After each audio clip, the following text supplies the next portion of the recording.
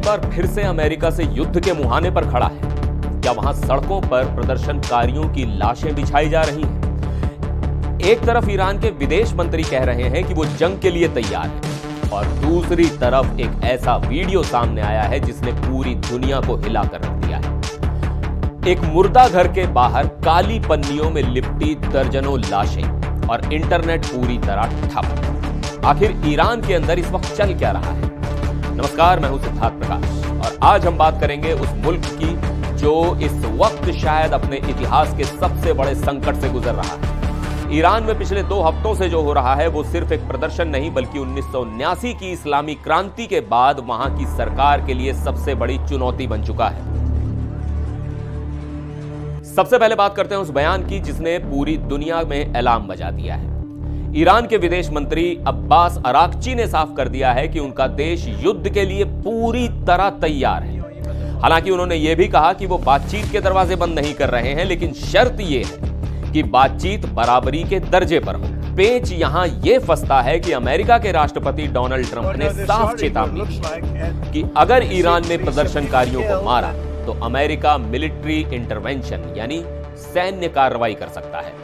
Donald Trump का दावा है कि ईरान की लीडरशिप ने खुद उन्हें कॉल करके बातचीत की पेशकश की है और ट्रंप कह रहे हैं कि अयतुल्ला खामेनेई की सरकार नेगोशिएट करना चाहती है। लेकिन साथ ही ट्रंप ने यह भी जोड़ दिया कि मीटिंग से पहले ही अमेरिका को शायद कोई बड़ा एक्शन लेना पड़ सकता है।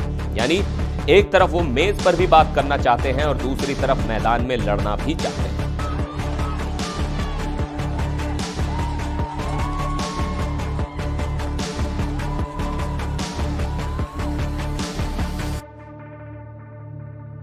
अब आते हैं उस पहलू पर जो सबसे ज्यादा डरावना है। ईरान में पिछले लगभग 84 घंटों से इंटरनेट पूरी तरह बंद है और जब किसी तानाशाही देश में इंटरनेट बंद होता है तो उसका मतलब अक्सर यह होता है कि सरकार कुछ ऐसा छुपाना चाहती है जिसे वो दुनिया को दिखाना नहीं चाहती। और वो सच क्या है? एक वीडियो जो लीक होकर बाहर आया है उसे तेहरान के दक्षिण में स्थित कहरी जाक के एक मुर्दा घर का बताया जा रहा है। इस वीडियो में दर्जनों लाशें काली थैलियों में लिपटी हुई दिखाई दे रही हैं और वहां रोते बिलखते परिजन अपने घर वालों को तलाश रहे हैं। यह मंजर बता रहा है कि क्रैकडाउन कितना खूनी हो चुका है।